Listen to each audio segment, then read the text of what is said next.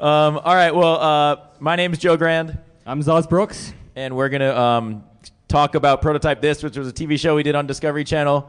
And we're going to get into some details of some projects, because details, I think, are what people are here for. And we'll probably just talk some shit about the whole TV process as we go. Yeah, well, I'm sure some people have seen the show, but if you haven't... There's like 5 of them out there. Yeah. If you haven't, you'll still enjoy the talk because you'll see some really cool projects. But basically, it was a show about engineering on Discovery Channel and about the whole process of coming up with ideas and reducing them to a real prototype that mostly worked. Yeah, usually. So what we tried to do is kind of follow the true design process of, coming up with the idea, building it, testing it, refining it. And I put true in quotes because nothing in TV is really real or true. If there's a camera there, it's probably been done a million times. Definitely don't believe everything you see on TV. And actually, after you make TV, you can never really watch it again because you're like, oh, yeah, they rehearsed this scene like 10 times, the natural like meet and greet scene or whatever, so they could get all the different angles. Like even the most basic thing, there's a lot of stuff going on behind the scenes. But with our projects, we really built them, and when you see them work or not work, that was real engineering. Yeah, we're bitter old men. So let's see. The show aired in the U.S. in October 2008. We made 13 episodes over 18 months. And, sometimes the project worked, sometimes they didn't. February 2009, apparently, they aired throughout the world, and like they're still airing. I heard a rumor that they're also available on BitTorrent. I don't know. Someone told me that.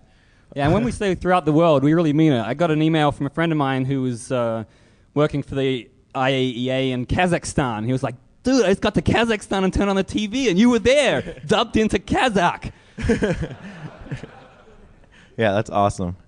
All right, so there's 4 guys building prototypes of stuff. That's me. I'm the electrical engineer and resident hardware hacker, and I guess the resident daddy, new daddy at that. Yeah, they like everyone to have their role on the show, so mine was the robotics and coding guy. And, mad scientist. He's good as a robot, too. Yeah, I do a lot of other stuff, too. I like to build hardware, and I like to do pyro and stuff like that. So the best I could do in getting some of that stuff on this show was the mad scientist aspect. And what was actually really one of the really good things about the show is that the casting process actually worked. They got 4 guys that have complete different skills. So there's no real butting heads, and nobody's like, my dick is bigger than yours, at least at first. But, so Zoz and I were more on the technology side, hardware, software, and we do more, but that's sort of what we were pigeonholed into. Mike North was our mechanical engineer, material scientist, pretty boy, and he's going to kill me if he hears that, but he's definitely the best looking of the 4. And then we had Terry Sandin, who is a special effects guy from L.A., also our machinist and fabricator. So we all had our different skills, and it worked out pretty well. But what you don't see a lot of on the program is everybody that actually helped us behind the scenes. Because, yes, there's 4 of us on screen, but there's dozens, sometimes like up to 30 in an episode that are helping us build stuff behind the scenes while we're being filmed walking in the door 5 times. Yeah, it's like any good project. It takes a lot of people and a lot of contributors, and there's a lot of the things on the show there's no way we could have done without the help that we brought in. And it's just a shame for us that these guys didn't get the credit they deserved on the show. But we want to mention them here because they put in tons of time and effort, did a great job. Yes.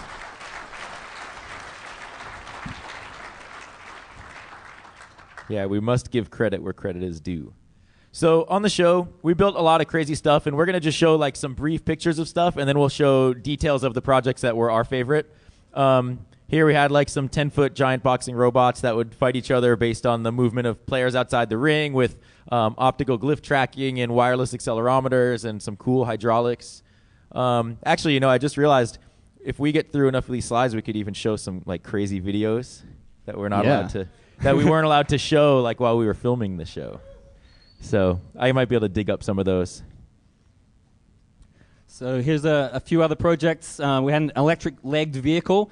So, there's all these different layers of stuff that had to go into it that maybe not made it on screen. So up there in the top left, with an electric vehicle, we had these new lithium iron phosphate batteries. There was no BMS for them, so Joe had to design and build from scratch a battery management system for these batteries because you couldn't get one off the shelf. And just little things like that consume an amazing amount of time and engineering skill, and to the average viewer, just goes straight over their head. Because of the way that it's cut. I'm sure people would love to hear about this stuff, but it wasn't on the show. Right. Let's see, what else? We had a Get Up and Go. There's Zoz getting automatically woken up and his clothes ripped off and showered. That was hot. That was an awesome episode. We had a automatic pizza delivery system. This guy in the middle, Luigi, on top of a Segway base, which we did not build, but it's actually company Marathon Robotics that Zoz's brother works at. Yeah, well, we pitched this automated pizza delivery idea to the network, and they say, it's great. You guys got to do it. And I was like, well, how are we going to get this done in a couple of weeks? Because we didn't have much more time than that. And just at that moment, my brother, who's founded a robotics company in Australia, had their product ready to go. And I said, hey, if we flew you over here, do you reckon your robot could navigate through the streets of San Francisco? And he's like, well, if there's anyone in the world that can do it, it's us. We have this experience to it. And they flew out, disassembled their military droid, right? This thing weighs like 300 pounds because it's armored. It's actually a target for snipers. They disassembled it and carried it on the plane in their checked luggage.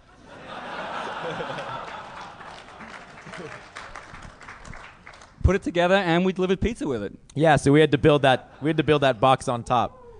I don't know what else. We'll skip some stuff. Oh yeah. So contrary to popular belief, we hardly got paid. And we hardly had any money to actually build stuff with. So it's not like, oh, you're on TV, you're rich. Here's $1 million to go build stuff. We had around... Yeah, our prototype budget, which included all materials, any kind of fabrication we had to do off-site, shipping, everything like that, was $12,000 per prototype. And, yeah, some of you guys are probably like, oh, it's so much money, dude. I could do so much stuff with that. But you really can't, especially when you have to buy the steel and steel's expensive, I guess. I don't know. Anyway, we didn't have a lot of time either. We had between 2 to 3 weeks per episode. And what was interesting about that is that the networks, the TV producers were like, well, we need you to build stuff that's never been done before that looks awesome on TV. And, it has to work and it has to be done in 2 weeks. So there's like all this stuff and we're like, and then they're like, can you build the electric force field in 2 weeks? And we're like, I don't know. Can we? Yeah, not only do they not know anything about the engineering details, they really don't care. And that was brought home to us right from the start when we shot the pilot, and they were doing the schedule of shooting. And they were like, okay, well, all you guys are going to be together on Wednesday, so that's where we'll shoot the demo of the prototype. And then on Thursday, it's just you and Joe, so that's where you guys will develop the electronics. We're like, wait a second, we have to actually develop the electronics before we demo the final prototype. It won't work in the other order. Yeah. And actually, didn't that producer leave or skip out on America's Next Top Model to come work for our show? Yeah, she really should have chosen America's Next Top Model. It was more suited. Yeah. It's an interesting, being a technical person going into the TV business. How many of you guys work in TV? There's like one. Oh, Captain Crunch. Yeah, but you're sort of technical, so nobody. Okay, that makes sense, right? Because if you're technical, you probably don't work in TV. Anyway, there was a bunch of challenges with the show. We're not going to completely rip on them, but the hardest part for us as engineers was try to share the engineering process in a way that was fun and not boring. And like, how do you show coding and how do you watch a guy type on the computer or a guy soldering? That's very hard to do. So we tried to come up with kind of fun stuff to do that. And the reason I did the show and the reason I signed on to it in the first place was because I wanted to make something that the next generation, the kids out there, would watch and be like, man, being an engineer or a scientist fucking rocks. Yeah. It's so much fun. Yeah. Look at the cool shit you get to do. And we've actually received a lot of emails, which was interesting. It's funny because Discovery Channel, their target audience was 30 to 49 or something like that? Yeah, so this show had been sold as being like the greatest stuff you would never see in the Sharper Image catalog. So they sold other ads based on people who shop at Sharper Image, right. 25 to 50-year-old males. When you're 25 to 50-year-old, you pretty much are an engineer already if you want to be. But the feedback we've been getting from people that really, really dug the show were exactly high schoolers and pre-high schoolers that watched it and were like, yeah, I want to make robots now. Yeah, and guys starting college that are like, you make engineering fun, what do we do? So the byproduct of all of this was, inspiring people ended up being like the way coolest part of this whole thing. And like meeting Zoz, I guess. So let's see. The first project, the traffic busting truck. This was the third thing we built or something, right? It was pretty early on. Yeah, in terms of things that we'd built, it was the fourth, but it was the second two-air show that we did. Right.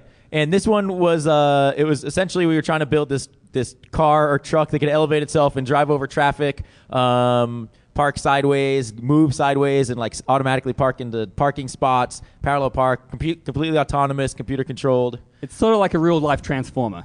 It goes from being a regular car that can drive on the roads to something that can get up on stilts and go over other cars. Right. So this had, let's see, this we actually took about 4 weeks to do. And here's some, So here's the final truck parked over another car. So you drive it regularly, and then the things would unfold and lift up the truck. And there's actually a shot in the show of Kevin driving the truck to where we were setting this up. And a cop pulled up, and he's like, "Hello, officer," and drove away because I don't think this thing was street legal. And actually, I have a picture that I didn't show here of a meter maid standing in front of these two cars, sort of like, it's like, who do you give the parking ticket to? And so he looked at it. He's like, well, the first car is close enough to the curb, but it looks like those wheels are pretty far out, so I could probably give you a ticket for that. But he didn't. He was nice.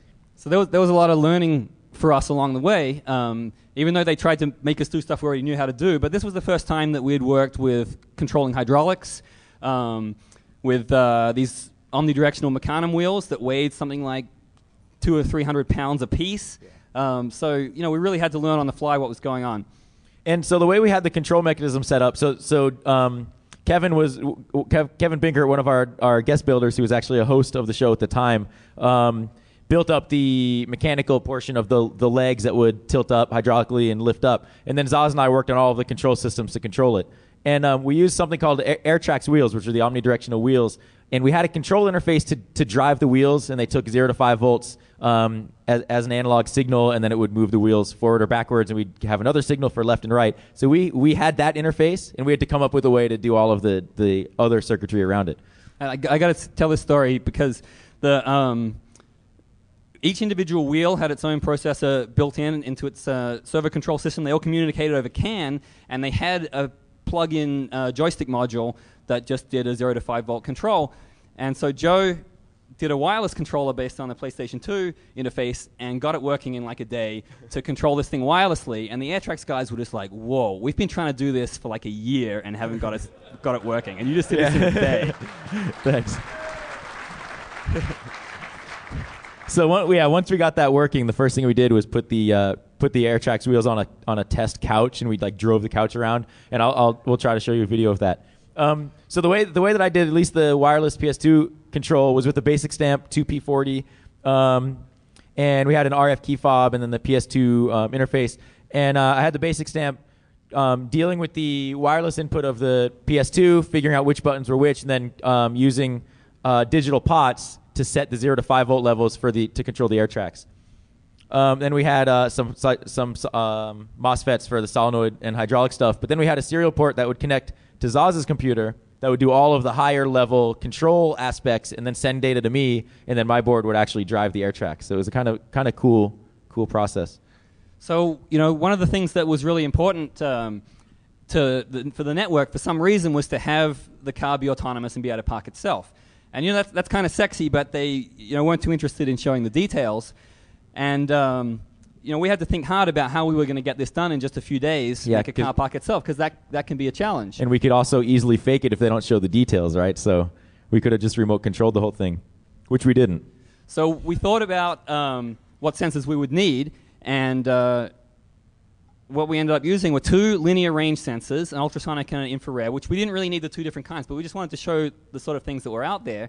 And then a stereo camera, which I'd worked with a lot beforehand, and we got this really nice one from Vidiri Design. They loaned us 2 of them, actually.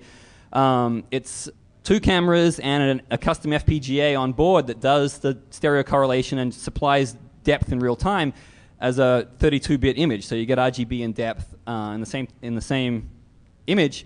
But then I had to write all the code to actually use that for something. So what I decided to do was just make use of the fact that the autonomous wheels let us drive this thing directly in any direction. So we'd pull up the couch to a row of cars and assume that you're pretty much parallel. You're going to get out of the car and then press a button and it'll park itself. So the stereo was used to align the direction of travel of the vehicle so it could move up and down the cars. And it would just cruise forward using the infrared sensor to look for a gap between the cars and look for the start of the gap, the end of the gap, using dead reckoning on the wheels, and decide if it's big enough to park. And if it was, it would back itself up in the middle and then slide in and use the ultrasonic to detect the curb and know when to stop. So it was a pretty simple controller, and you know, it means you have to set things up and sort of pre-park the car a little bit, but it meant that we could get this done in a couple of days. We crashed a few times. Yeah, hopefully we'll be able to show you a video of that too. It helps to have a couch that you don't care what you crash it into. Yeah, or cars. So this is another one, the Firefighter PyroPack. This was one of my favorite episodes because we actually got to work with real firefighters, and real firefighters are totally awesome and like super manly. Even if they're women, these guys are awesome. And you can tell how senior they are and how badass by the size of their mustache. Including really the women. Mustaches. Yeah. So we had a lot of fun because we actually went to the firefighters and said, you know, what sort of things do you need? And we had our ideas. We said, you know, would a high-tech pack be cool? And that would let you be able to see in the dark and give you, use a thermal imaging camera and identify other firefighters and all of this stuff. And they're like, yeah, that would be really cool. And we're like, okay, we'll go do it. And we'll come back in a few weeks and have you judge us, basically. Yeah, we got to say, we were kind of shitting ourselves, right? Because firefighting, that's a serious business, and these guys aren't going to get on TV and say, oh, yeah, that thing's good when it really sucks. Yeah. So we, made sure to meet with them ahead of time and see what they really wanted and that they were cool with the ideas, because the last thing we wanted is to just pull some ideas out of our ass and show it to them and then be like, you college types, you just don't know shit. Like, get out of our face. Where's your mustache? I felt very inferior when I was with those guys. Yeah, so it was cool. So we went, actually, one of the first things we did is went to the Modesto Firefighting Training Center in California and actually went through the process of what they go through, like climbing the ladders and putting out fires and wearing the masks and all this like super cool firefighter stuff, just so they could show us how hard it actually was. And it was pretty fucking hard. It's a hard job, but at the same time, you can see why they all love it. Like, these guys, they train constantly. They're always out at the facility every week doing this stuff, and it's a ton of fun using the hose, and they do all kinds of real fire training. And these guys are all just like, yeah, we totally love what we do. We wouldn't swap jobs with anyone. I love using hose. Okay, so that was really bad. You'll never work in TV again. I know.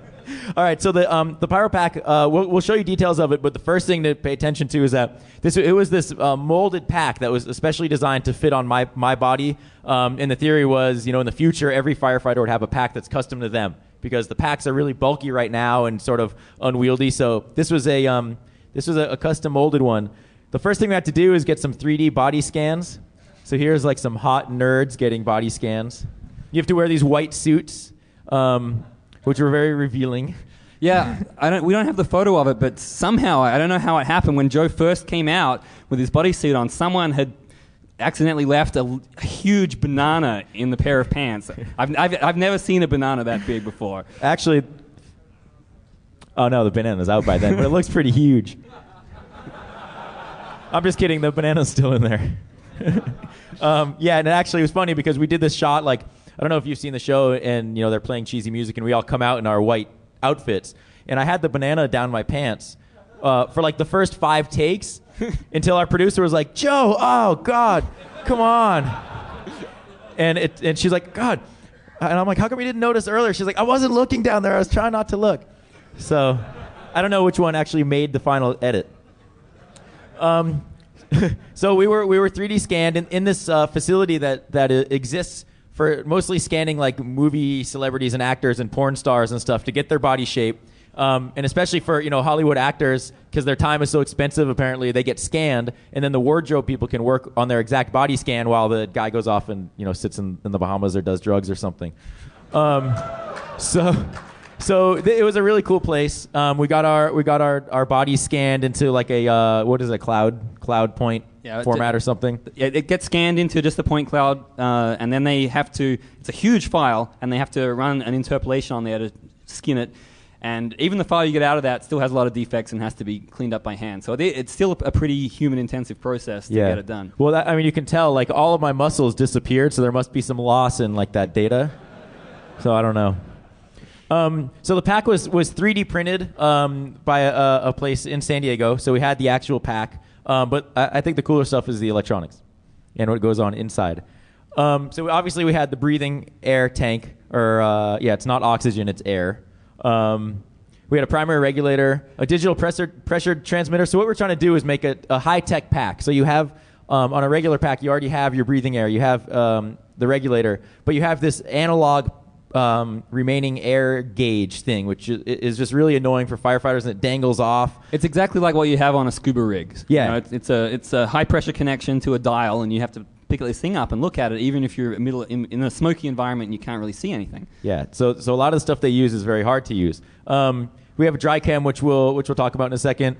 Drill battery and circuit board, and then in the headset we have a thermal imaging camera and a heads-up micro display, so the firefighter can actually look through or look up to the heads-up display and see images in the dark.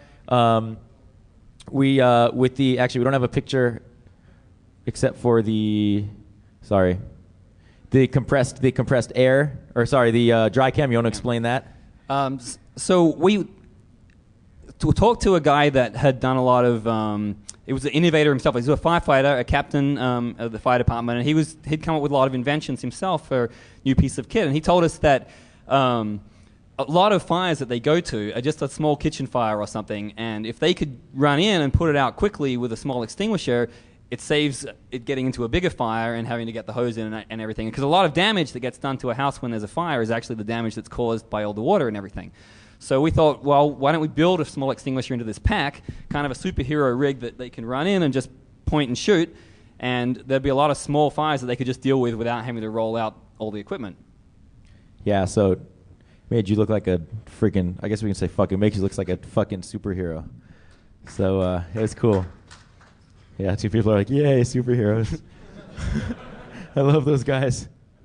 Okay, so the electronics for that, I used another basic stamp. One of the things with the projects is, even though we had 2 weeks to build the whole thing, we had like a day to really develop the design and the electronics. So I like using basic stamps because I had a lot of code pre-written, but they were just very easy to use, and Parallax sent us a ton of shit for free to use on the show, so it was a very easy decision. But you can do a lot with them. So I used basic stamp, the RFID reader module that I happened to design, and an accelerometer to do motion sensing. So some of the packs, the firefighter packs, if you wear them, there's some sort of sensor that detects if the firefighter isn't moving. So we wanted to do that electronically, which then you could attach, which we didn't, but you could attach to like an RF transmitter. So if a firefighter goes down, then you transmit outside to the firefighters outside, and they know that somebody's down and they can run in and save them. And then we use a Bob 4H on-screen display to do the on-screen text. And then Imagine OLED micro display, which is the heads-up display that we used. So it was a kind of cool design that worked. We had so the screen, this is what the firefighter sees in the bottom image, the thermal image. Because one of the problems they say is that when they go into a smoky room, a lot of their missions or activities are in these dark, smoky rooms, and they don't know who's in there or what. So they walk in, and they sort of have to feel around, and maybe they'll encounter a person on the floor, maybe they'll encounter a person standing up. But if they go up to the person standing up and it's a firefighter, they don't know who the firefighter is. And what they told us is that they normally like take off their air mask and go, "Who the fuck are you?" And then the guy's like, "I'm Zoz." So it's very inefficient. And especially when it's loud, if there's a fire going, it's really noisy. It's smoky. There's noise outside. Identification is really key to them because they need to know if it's a guy from their unit or not, because they're trying to coordinate in this environment. And if it's just some random firefighter and he's doing his job, well, it's not important. But if it's one of your guys, you need to know which rooms he's cleared and what he's up to and that kind of thing. And it's everything is super low tech. It really is just yelling at each other. Yeah. So what we decided to do is like, okay, maybe we can have some sort of firefighter identification system that's just really, really simple. So that's what we use the RFID for. Is that we outfitted everybody with RFID tags on their equipment before they went in, before we went in for our final test, and basically had a table lookup inside the code to say Zoz corresponds to these RFID unique ID numbers. Joe corresponds to these. So then when we went in to do the test, I could walk around in the room with my heads-up display. I'd see the image of somebody, like the outline, but I wouldn't know who they were. So I could walk up and use my RFID tag, which was mounted to the wristband with the extinguisher, and I could just touch somewhere on Zoz or come close to Zoz with the reader and identify him, and his name would pop up on the screen. And this thermal camera was really, it really kicked ass, because the first test that we did of the system, we had a room that was completely filled with smoke. You couldn't see anything at all with the naked eye, and I was hiding from Joe, and I locked myself in the cupboard. And Joe could see me in the thermal camera through the smoke and through the cupboard, and just walked straight. Yeah. I didn't even know there was smoke in the room. So that was sort of fun, and that was one of the few episodes that actually had a real human purpose to it. So, we weren't in the business of commercializing stuff, but maybe somebody someday will. And we own all of the intellectual property that we designed on the show, not Discovery Channel. So maybe one day we'll decide to do something with it. But that one was fun because it actually helped people. How long do we have? 9. Okay. We don't really know how much time we have since we started late, so we're just going to keep talking and talking and talking until someone kicks us off. The virtual sea adventure, which we called the Sea Cave, was essentially this underwater virtual environment where, say you want to go swim with sharks in the Bahamas, but you don't really want to go swim with sharks in the Bahamas. You want to stay in California where it's in your swimming pool where it's relatively safe. Yeah, but you still want the experience of doing scuba. You still want to be underwater and breathing out of a tank and all the rest of that. So this is an environment, it's totally physically immersive, but you get the 180-degree field of view image as though you were really there in whatever the remote environment is. So we had a projection screen set up. It was sort of this dome screen, and we all got scuba certified and put on scuba gear and went underwater. So you'd see this screen that's projecting an image sent from an ROV that's located somewhere else, a remotely an ROV that, in our case, was in the shark tank, and we were in a different tank, and it was remotely controlled. So we used magnetic thumb control modules to control the ROV somewhere else and control the camera that was on there. It was interesting for me too, because I learned that sharks will put up with a robot for quite a long time, but not indefinitely. It makes them angry after a while, and then you have to get out of the tank really quickly. Yeah, they start getting really pissed off. So the major part of the build here, other than getting scuba certified, which was quite a process, is we had to figure out a way to control the ROV in some way that you're going to be underwater, you're going to be possibly in salt water, which we were in a dolphin tank, which was very, very salty. To figure out, is that right? It was saltwater, right? Yeah. So we had to figure out how can we control the thing. You don't want to use mechanical joysticks because those are going to get corroded. Mechanical stuff's going to break. And we came across these awesome magnetic position sensors that I'm not exactly really what they're used for, but we ended up using them for joystick control. So we mounted little magnets on our thumbs, on the thumbs of scuba gloves, and then the magnetic position sensors were inside of waterproof housings on this little control mechanism that we were using to control the ROV. So that was kind of fun. Those output an analog signal, so we had an A to D to just do digital conversion on that, send it to the basic stamp. The basic stamp would just send out serial packets to this Lantronix export device, which would then broadcast over UDP the control data, which would be received by this export development board on the other side where the sharks were, and then converted into data, back into serial data, and then plugged into that black box on the side. And we were doing this over quite a long distance. The cable run was something like 1,000 feet. 1,000 feet, yeah. And we had the spec from Seabotics, the guys who made the ROV, so we knew what commands would turn on which motors to run which fans and move the thing around. And so here's the result of the real world. I grabbed this from the show. Yeah, oh my God, that's so weird. This was like one of the weirdest things I've ever experienced. It felt like you're actually swimming along with the sharks and you're controlling this ROV. And yeah, it was really fun. Ooh, yeah. So this was one of my favorite projects. It was a lot of fun. It was, an amusement park sized ride, just a totally amazing thing to build in a few weeks. And the idea that, my little computer and my code was running this thing that was strong enough to tear itself apart, that's when you have to really, really trust what you're writing. Yeah, so there was a very, very complicated mechanical engineering process, CAD design, FEA. What else? This thing was a 30-foot ridiculously huge and dangerous machine, and it was awesome to ride. But there's a lot of engineering that was sort of really shrunk down in TV time. It actually took 5 weeks for the whole project, and I think the show says it took 2. Don't believe what you see on TV. Yeah, exactly. And also, it's a great piece of engineering and it's a great ride, but to me, it's also a great kinetic sculpture. It was a real work of art, and we discovered early on that Discovery was not really interested in art at all. But to me, we got this one under their radar, and we created a huge piece of kinetic sculpture and got it on TV without telling them what it was. And it was actually cool because once the cameras were off, like we had all our friends come over and ride it and everything, and we'd go naked in it and backwards and upside down. So.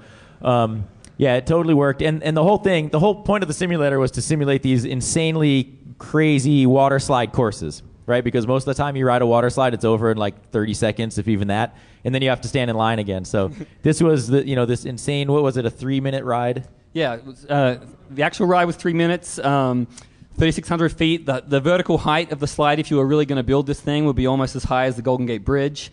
It was... This water slide development, I never knew, right? You ride a water slide and you're like, whatever. But it turns out they do a ton of physics simulation when they construct it to make sure that it's not going to fling you out of the slide and it's not going to, do any, unnecessary oscillation that's going to hit your head against the wall and stuff. So now whenever I ride one, I'm like, man, there's like so much math and stuff going in this. But they use Nastran, this company Spectacular that supplied the pieces of our slide. They use a simulation software called Nastran.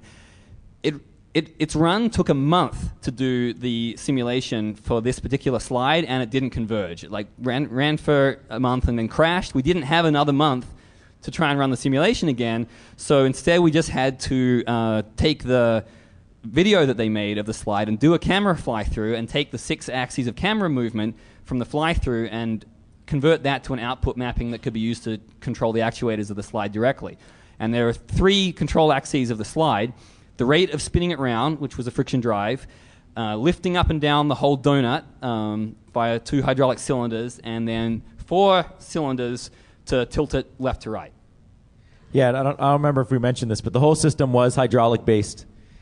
Heavy metal. Yeah, so this was a serious project. We're dealing with not only hydraulics, which we didn't have a lot of experience with. We'd only used them before on the Traffic Buster, but a system that was more than capable of totally destroying itself if you got things wrong. Yeah.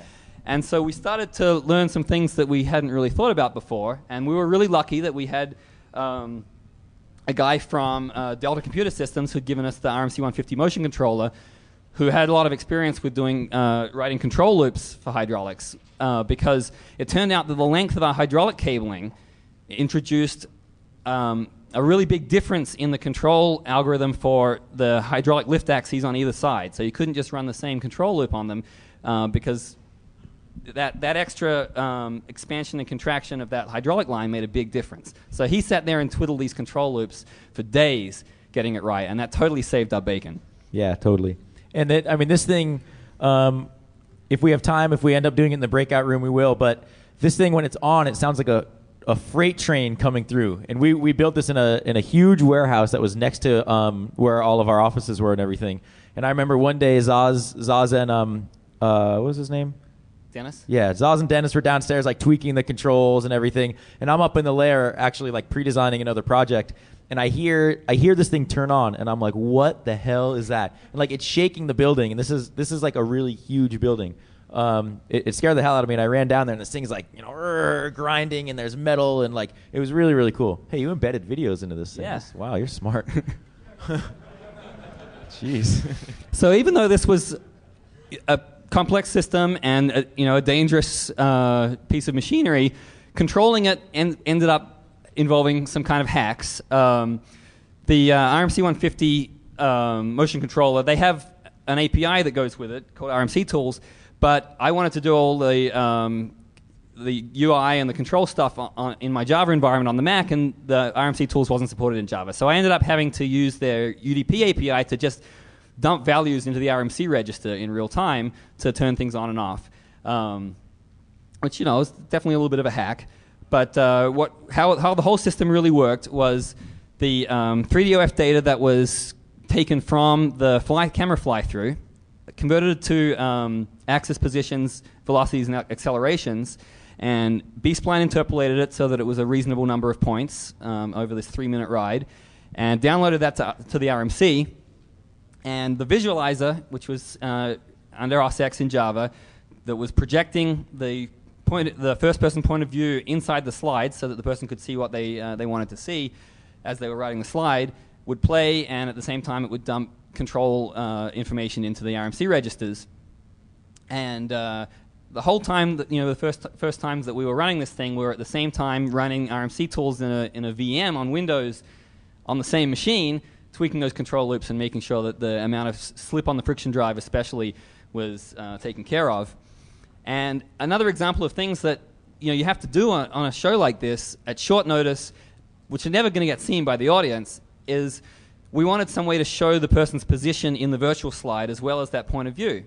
And my Mac only had a single video output that was doing the point of view video, so at very short notice, in a couple of hours, the day before that we wanted to actually demonstrate this thing, I quickly whipped up a secondary visualizer on another computer that would play the different video and sync it to the first video over UDP.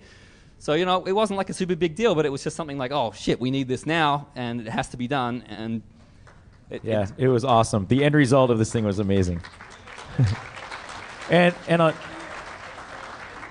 DEFCON 18, unfortunately.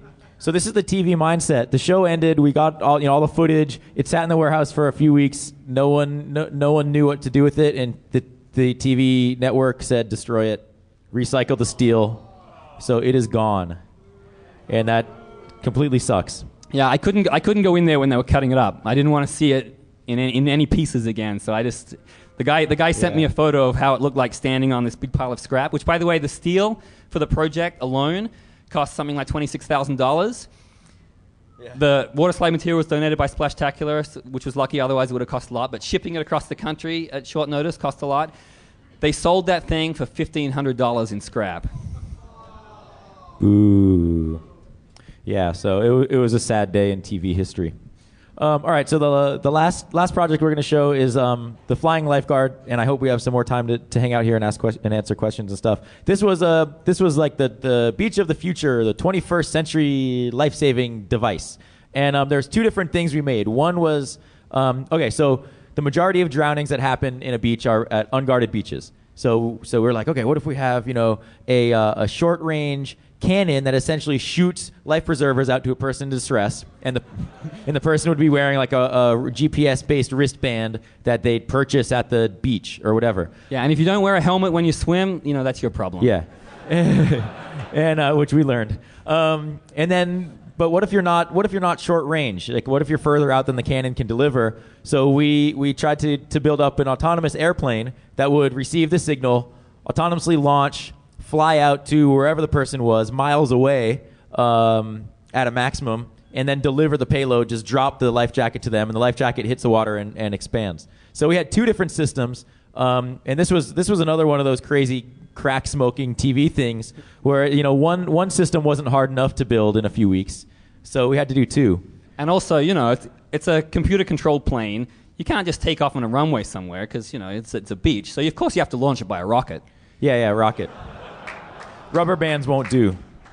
So the first part is the wristband transmitter. This was a fairly simple device. It had a basic stamp 2, parallax GPS receiver module, and an RF transceiver. So it would the basic stamp would get the coordinates from the GPS once it received the button press from the person in distress, and then transmit those coordinates over the Aerocom, the AC4490, to the receiver, which would be at the base station.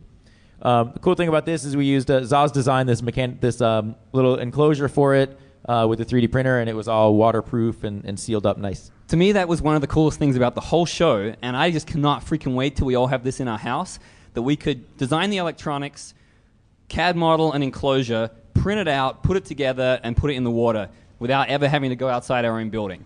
And yeah, so we didn't even have to shower. That's the whole essence to me of of the show and about rapid prototyping, is being able to just do all this in-house and just go and deploy the finished product right away.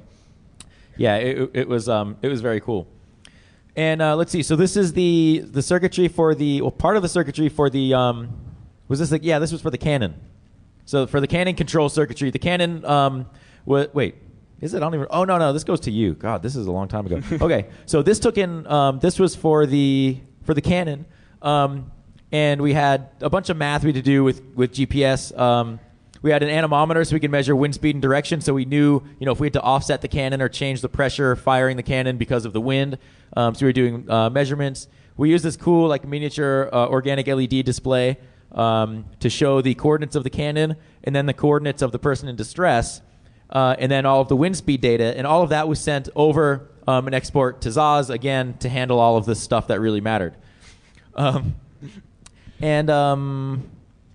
Yeah, I mean, this is one of the things where it was just fun to experiment with anemometers and OLEDs and things that we've never done before.